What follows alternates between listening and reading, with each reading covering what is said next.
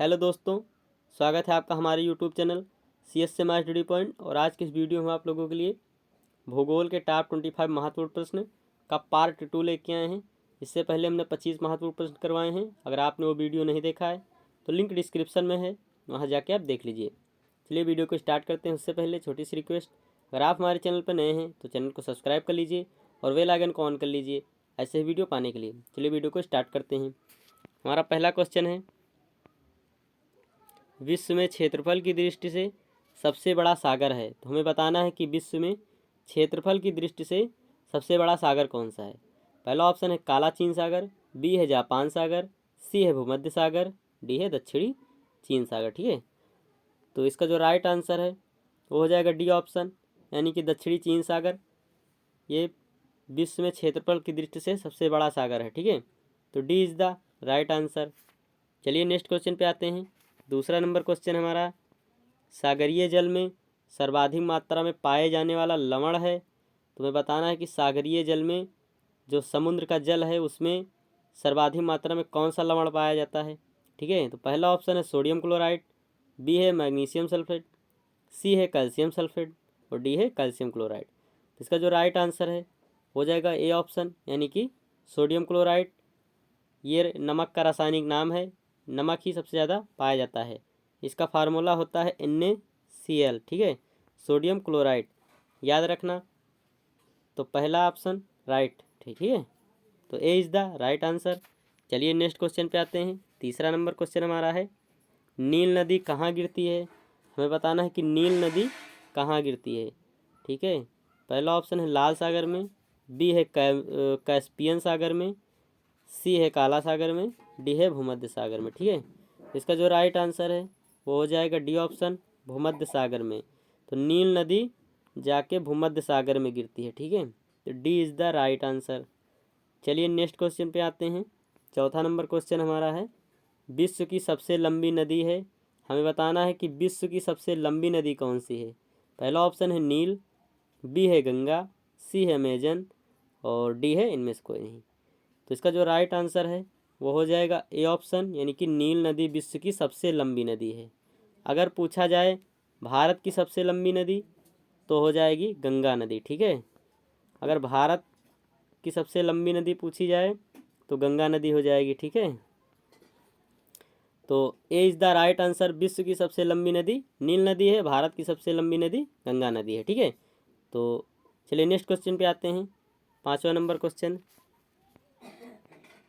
Port Blair स्थित है। हमें बताना है कि पोर्ट ब्लेयर कहाँ पे स्थित है। ठीक है, तो पहला ऑप्शन है छोटा अंडमान, बी है दक्षिणी अंडमान, सी है मध्य अंडमान और डी है उत्तरी अंडमान। ठीक है, इसका जो राइट आंसर है वो हो जाएगा डी ऑप्शन, यानी कि दक्षिणी अंडमान। ठीक है, तो B is the right answer, B is the right answer. Port Blair दक्षिणी अंडमान में स्थित है। ठीक है, चलिए नेक्स्ट क्वेश्चन पे आते हैं। 6 नंबर क्वेश्चन है, पृथ्वी को उसके काल्पनिक अक्ष पर घूमने को क्या कहते हैं। ठीक है, तो पहला ऑप्शन है परिभ्रमण, बी है घूर्णन, सी है कक्षा, डी है इनमें से कोई नहीं। तो इसका जो राइट आंसर है वो हो जाएगा बी ऑप्शन, यानी कि घूर्णन। पृथ्वी को उसकी काल्पनिक अक्ष पर घूमने को घूर्णन कहा जाता है। ठीक है, तो B is the right answer. ठीक है, तो B is the right answer. चलिए नेक्स्ट क्वेश्चन पे आते हैं। 7 नंबर क्वेश्चन हमारा, सवाना घास का मैदान कहाँ स्थित है। हमें बताना है कि सवाना घास का मैदान कहाँ पे स्थित है। पहला ऑप्शन है अफ्रीका में, बी है ऑस्ट्रेलिया में, सी है अमेरिका में, डी है यूरोप में। तो इसका जो राइट आंसर है वो हो जाएगा ए ऑप्शन, यानी कि अफ्रीका में। ठीक है, तो A is the right answer. Savanna घास का मैदान अफ्रीका में स्थित है। ठीक है, तो A is the right answer. चलिए नेक्स्ट क्वेश्चन पे आते हैं। 8 नंबर क्वेश्चन हमारा है, पृथ्वी की धुरी है। हमें बताना कि पृथ्वी की धुरी कैसी है। पहला ऑप्शन है झुकी हुई, बी है वक्रीय, सी है क्षैतिज, डी है ऊर्ध्वाधर। तो इसका जो राइट आंसर है हो जाएगा ए ऑप्शन, यानी कि पृथ्वी की धुरी कैसी है, झुकी हुई है। ठीक है, तो A is the right answer. चलिए नेक्स्ट क्वेश्चन पे आते हैं। 9 नंबर क्वेश्चन हमारा है, निम्नलिखित में से कौन सा तारा पृथ्वी के सर्वाधिक समीप है। तो हमें बताना है कि कौन सा तारा पृथ्वी के सर्वाधिक समीप है, मतलब नज़दीक है। ठीक है, पहला ऑप्शन है ध्रुव तारा, बी है लुब्धक, सी है सूर्य और डी है अल्फा सेंचुरी। इसका जो राइट आंसर है वो हो जाएगा सी ऑप्शन। सूर्य एक तारा है जो कि पृथ्वी के सबसे नज़दीकी तारा है, ठीक है। सूर्य एक तारा है, हमने पहले वाले वीडियो में बताया है, ठीक है। ये क्वेश्चन इंपॉर्टेंट है और ये पृथ्वी के सर्वाधिक समीप है, ठीक है। तो सी इज़ द राइट आंसर। चलिए नेक्स्ट क्वेश्चन पे आते हैं। 10 नंबर क्वेश्चन हमारा, कौन सा ग्रह हरे प्रकाश को उत्सर्जित करता है? हमें बताना है कि कौन सा ग्रह है जो हरा प्रकाश उत्सर्जित करता है। पहला ऑप्शन है चंद्रमा, बी है वरुण, सी है बृहस्पति और डी है शनि। तो इसका जो राइट आंसर है हो जाएगा बी ऑप्शन, यानी कि वरुण, ठीक है। तो B is the right answer. Varun जो है हरा प्रकाश उत्सर्जित करता है, ठीक है। तो B is the right answer. चलिए नेक्स्ट क्वेश्चन पे आते हैं। 11 नंबर क्वेश्चन हमारा है, वह काल्पनिक रेखा जो पृथ्वी को 2 भागों में बांटती है क्या कहलाती है? हमें बताना है कि जो काल्पनिक रेखा पृथ्वी को 2 भागों में बांटती है उसको क्या कहते हैं, ठीक है। तो पहला ऑप्शन है भूमध्य रेखा, बी है मकर रेखा, सी है कर्क रेखा और डी है इनमें से कोई नहीं। इसका जो राइट आंसर हो जाएगा ए ऑप्शन, भूमध्य रेखा। भूमध्य रेखा पृथ्वी को 2 भागों में बांटती है, ठीक है। तो A is the right answer. चलिए नेक्स्ट क्वेश्चन पे आते हैं। 12 नंबर क्वेश्चन हमारा है, निम्नलिखित में से किसे प्राथमिक चट्टानों की श्रेणी में रखा जाता है, ठीक है। हमें बताना है कि निम्नलिखित में से किसे प्राथमिक चट्टानों की श्रेणी में रखा जाता है। पहला ऑप्शन अग्नीय चट्टानें, बी है रूपांतरित चट्टानें, सी है अवसादी चट्टानें और डी है इनमें से कोई नहीं। इसका जो राइट आंसर है हो जाएगा ए ऑप्शन, अग्नीय चट्टानें को प्राथमिक चट्टानों की श्रेणी में रखा जाता है, ठीक है। तो अग्नीय चट्टानें, ए इज़ द राइट आंसर, ठीक है। चलिए नेक्स्ट क्वेश्चन पे आते हैं। 13 नंबर क्वेश्चन है, जो पठार चारों ओर से पर्वतमालाओं द्वारा घिरे होते हैं क्या कहलाते हैं? तो हमें बताना है कि जो पठार चारों ओर से पर्वतमालाओं द्वारा घिरे होते हैं उन्हें क्या कहा जाता है? पहला ऑप्शन है गिरिपद पठार, बी है वायव्य पठार, सी है अंतर पर्वतीय पठार और डी है तटीय पठार, ठीक है। तो इसका जो राइट आंसर है हो जाएगा अंतर पर्वतीय पठार, ठीक है। तो सी इज़ द राइट आंसर। तो सी इज़ द राइट आंसर, ठीक है। इसका जो राइट आंसर हो जाएगा सी ऑप्शन, अंतर पर्वतीय पठार। चलिए नेक्स्ट क्वेश्चन पे आते हैं। 14 नंबर क्वेश्चन हमारा है, निम्नलिखित में से कौन सी रूपांतरित चट्टान है? हमें बताना है कि कौन सी रूपांतरित चट्टानें हैं। पहला ऑप्शन है नीस, बी है चूना पत्थर, सी है कोयला और डी है ग्रेनाइट, ठीक है। तो पहला ऑप्शन सही हो जाएगा इसका ए ऑप्शन, यानी कि नीस, रूपांतरित चट्टान नीस, ठीक है। तो A is the right answer. चलिए नेक्स्ट क्वेश्चन पे आते हैं। 15 नंबर क्वेश्चन है, विश्व में महाद्वीपों की कुल संख्या कितनी है? हमें बताना है कि विश्व में कुल महाद्वीप कितने हैं, ठीक है, पूरे विश्व में। पहला ऑप्शन है 5, बी है 7, सी है 8, डी है 12। तो इसका जो राइट आंसर है हो जाएगा बी ऑप्शन, यानी कि 7। तो पूरे विश्व में 7 महाद्वीप हैं, ठीक है। तो B is the right answer, B is the right answer. चलिए नेक्स्ट क्वेश्चन पे आते हैं। 16 नंबर क्वेश्चन हमारा है, बादलों की दिशा एवं गति को मापने वाला यंत्र कहलाता है। जो बादलों की दिशा और गति को मापता है, ठीक है, जो बादलों की दिशा और गति को मापता है उस यंत्र को क्या कहा जाता है? पहला ऑप्शन है एनीमोमीटर, बी है हाइग्रोमीटर, सी है नेफोस्कोप, डी है रेनगेज, ठीक है। तो इसका जो राइट आंसर है वो हो जाएगा, इसका जो राइट आंसर है वो हो जाएगा नेफोस्कोप, ठीक है। तो सी is the right answer, nephoscope कहा जाता है, ठीक है। बादलों की दिशा और गति को मापने वाले यंत्र को नेफोस्कोप कहा जाता है। तो सी इज़ द राइट आंसर। चलिए नेक्स्ट क्वेश्चन पे आते हैं। 17 नंबर क्वेश्चन हमारा है, हिमालय पर्वत निम्नलिखित में से किसके अंतर्गत आता है? हमें बताना है कि हिमालय पर्वत निम्नलिखित में से किसके अंतर्गत आता है, ठीक है।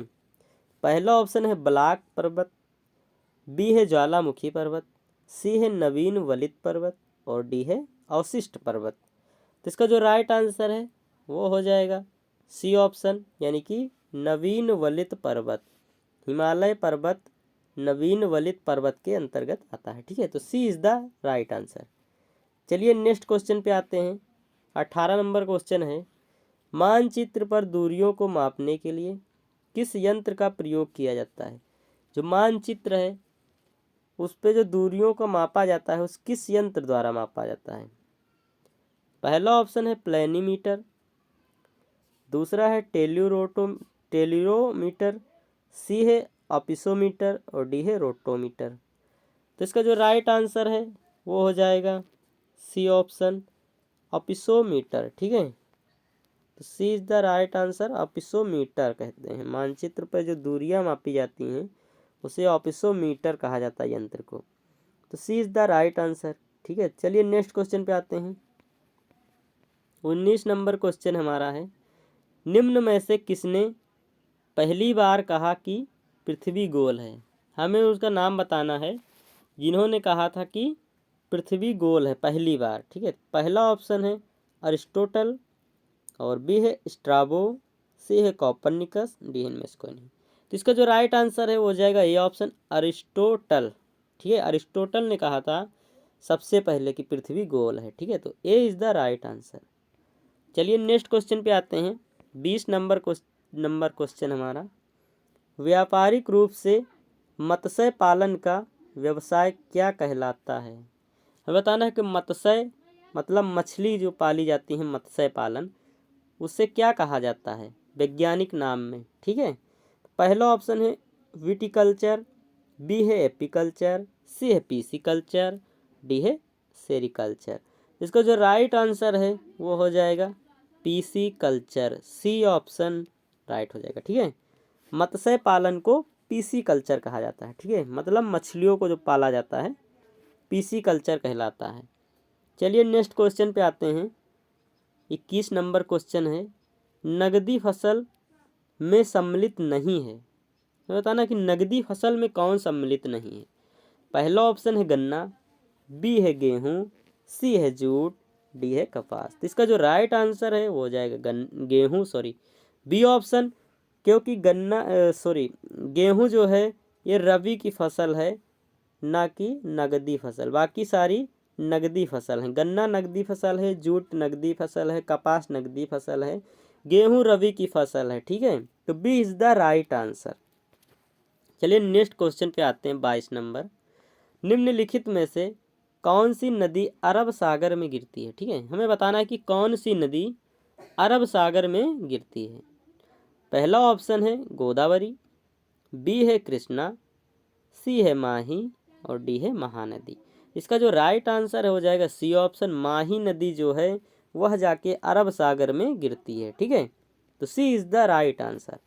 चलिए नेक्स्ट क्वेश्चन पे आते हैं। 23 नंबर क्वेश्चन है, काली मिट्टी का विस्तार पाया जाता है।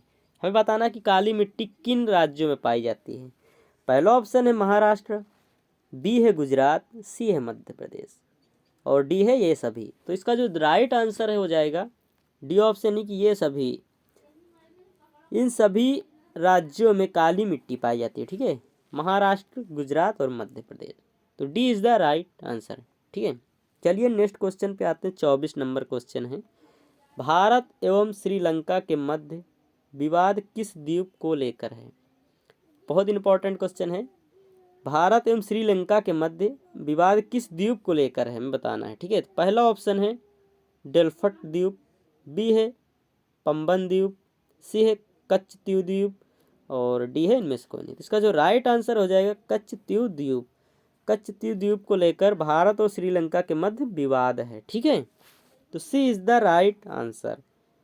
चलिए नेक्स्ट क्वेश्चन पे आते हैं। 25 नंबर क्वेश्चन हमारा है, झरिया कोयला की खानें देश के किस राज्य में हैं। तो हमें बताना कि झरिया कोयला की जो खानें हैं वो देश के किस राज्य में हैं। पहला ऑप्शन है आंध्र प्रदेश, बी है उड़ीसा, सी है झारखंड और डी है पश्चिम बंगाल। इसका जो राइट आंसर है वो हो जाएगा, अधिकतर कोयला की खानें झारखंड में ही हैं। तो इसका जो राइट आंसर झारखंड हो जाएगा, सी ऑप्शन। ठीक है, तो सी इज़ द राइट आंसर। चलिए नेक्स्ट क्वेश्चन एक आप लोगों के लिए है, कमेंट करके बताइएगा इसका आंसर क्या होगा? निम्न में से किस आकाशीय पिंड को पृथ्वी का पुत्र कहा जाता है? ठीक, पृथ्वी पुत्र कहा जाता है। ठीक है, पहला ऑप्शन है चंद्रमा, बी है शुक्र, सी है मंगल और डी है बुध। इसका आंसर आप लोग कमेंट करके बताइएगा, हम इसका आंसर अगले नेक्स्ट वीडियो में बताएंगे। ठीक है, thanks for watching this video. अगर वीडियो अच्छा लगा हो तो लाइक कर दीजिए, शेयर कर दीजिए और चैनल को सब्सक्राइब कर लीजिए। Thanks for watching this video.